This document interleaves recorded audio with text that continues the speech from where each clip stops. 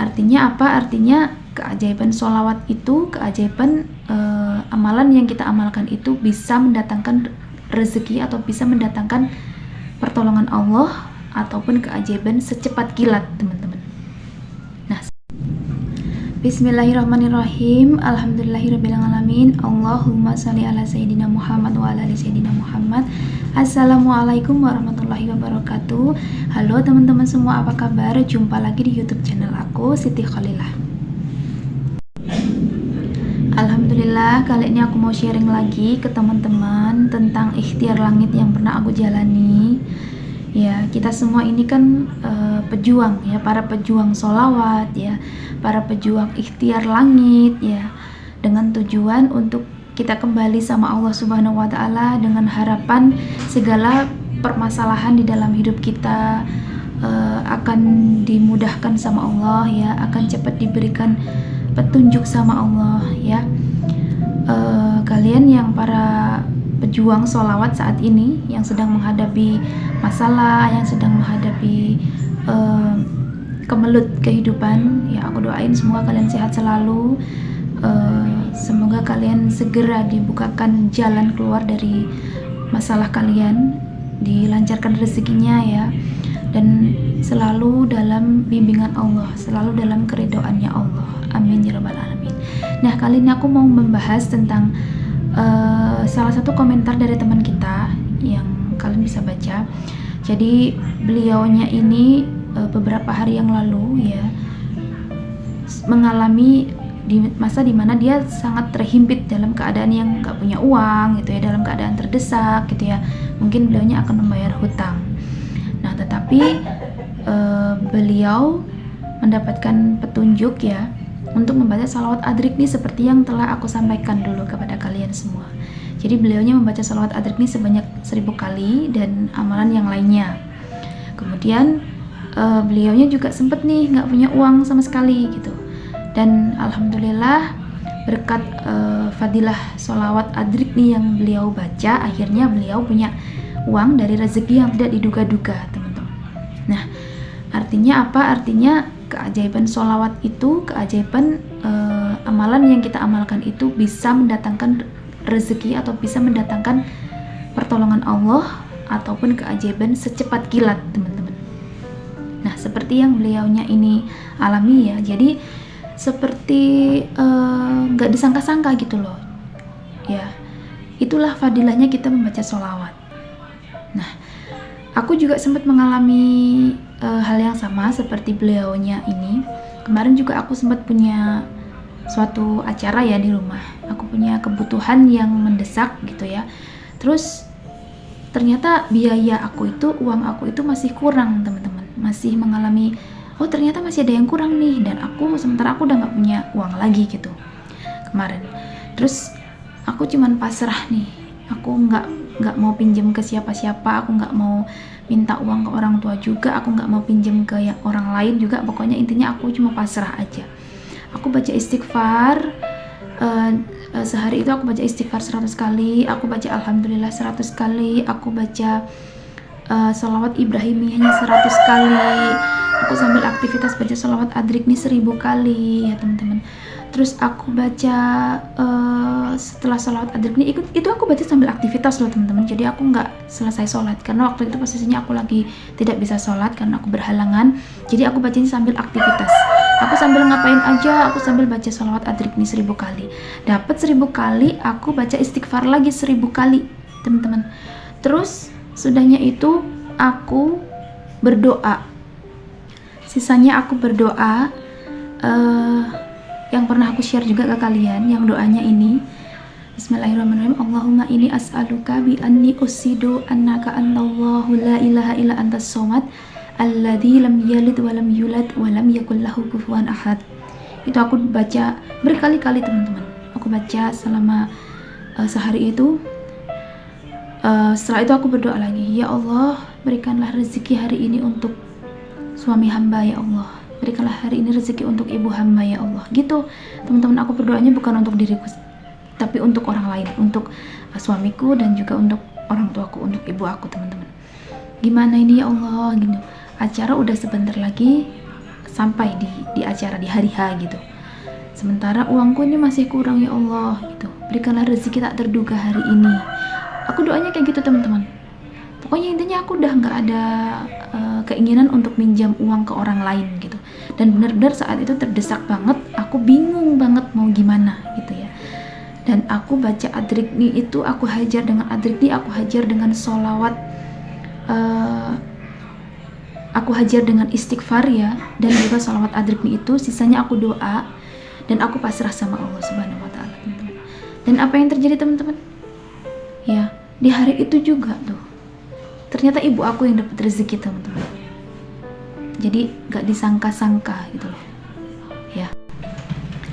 Jadi yang mendapatkan rezeki adalah ibu aku teman-teman.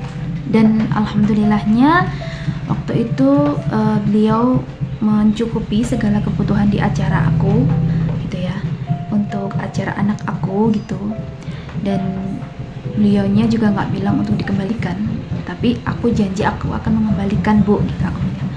Dan dalam waktu beberapa hari alhamdulillah aku dapat rezeki, aku kembalikan uang ibu aku gitu teman-teman. Jadi kesimpulannya adalah ketika kita dalam kondisi terdesak atau terhimpit yang kita bingung banget mau ngapain gitu ya, jangan pernah punya keinginan untuk meminjam uang ke orang lain teman-teman ya.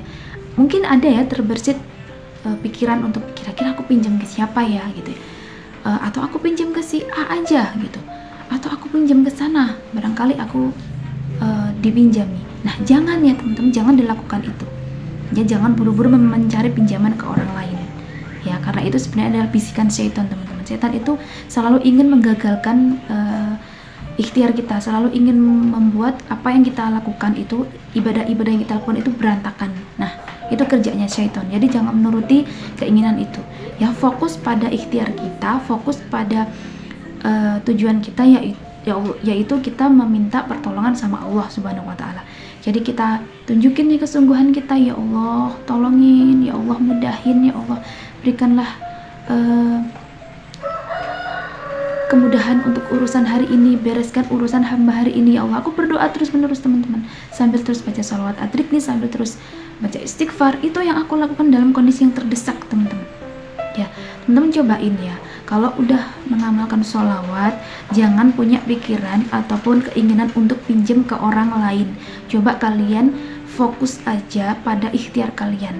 Kalian sholatnya dengan khusyuk di tepat waktu, di awal waktu ya. Terus kalian baca sholawat, baca istighfarnya dibanyakin, baca sholawat Adrikni atau sholawat-sholawat yang lainnya boleh, sholawat munjiat juga boleh, sholawat Ibrahimiyah juga boleh, terserah kalian sholawat apa yang cocok sama kalian ya. Terus sisanya kalian pasrahin nih sama Allah. Kalian sambil berdoa dalam hati sering berkomunikasi sama Allah, ya Allah hamba sudah gak punya daya dan upaya ya Allah, tolongin masalah ini ya Allah, hamba ingin bayar hutang ya Allah, hamba ingin melunaskan atau membereskan masalah ini ya Allah, tolongin ya Allah, mudahin ya Allah. Kita berdoa teman-teman, pasrahin semua sama Allah. Insya Allah tanpa kalian khawatirkan, pertolongan itu pasti akan datang teman-teman. Nah dari sini teman-teman bisa pahami ya bahwa sesuatu yang kita lakukan dengan tujuan untuk mendekatkan diri kepada Allah ya, kita melakukan riyadhah atau kita melakukan membaca amalan istighfar ataupun sholawat ya, itu tidak akan pernah gagal teman-teman. Terus ada pertanyaan, bagaimana dengan aku yang sudah mengamalkan sholawat udah lama gitu ya? Sabar gitu ya teman-teman, sabar. Kalau kita pengen cepet ditolongin sama Allah ya, kita usahanya yang lebih keras lagi, yang lebih kenceng lagi, sholawatnya ditambahin lagi, dibanyakin lagi, istighfarnya ditambahin lagi ya teman-teman.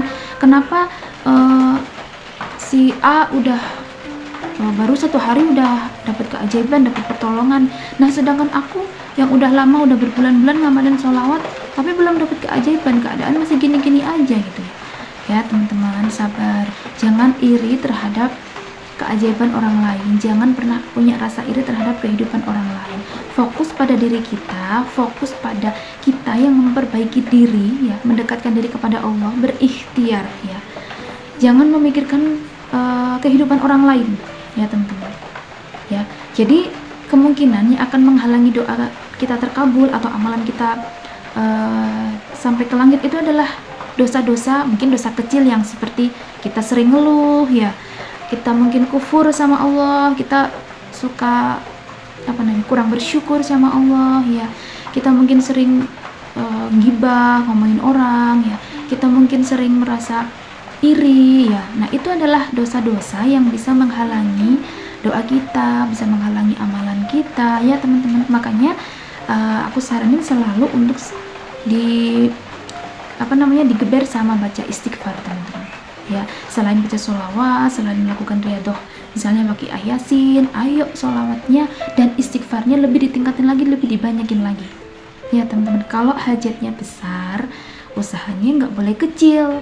Kalau hajatnya besar, misalnya mau melunasin hutang berapa ratus juta misalnya, ya usahanya, ikhtiarnya nggak boleh hanya santai-santai ya, kita harus kenceng ya, kita harus baca sholawatnya ditarget dong, munjiatnya sehari 500 misalnya, atau sholawat adriknya sehari 1000, gak cukup 1000, 2000, bahkan sampai 5000 gitu teman-teman. Kalau kita pengen cepat ditolongin sama Allah, kalau kita baca baru sholawat adrik ini 1000 aja, terus mana keajaiban ya masih belum berhasil gitu loh. Sementara kita aja masih sering ngeluh ya, kita sering ngeluh nih, mana nih ya Allah, kayak nggak ada pertolongan, kayak Allah diam saja gitu ya.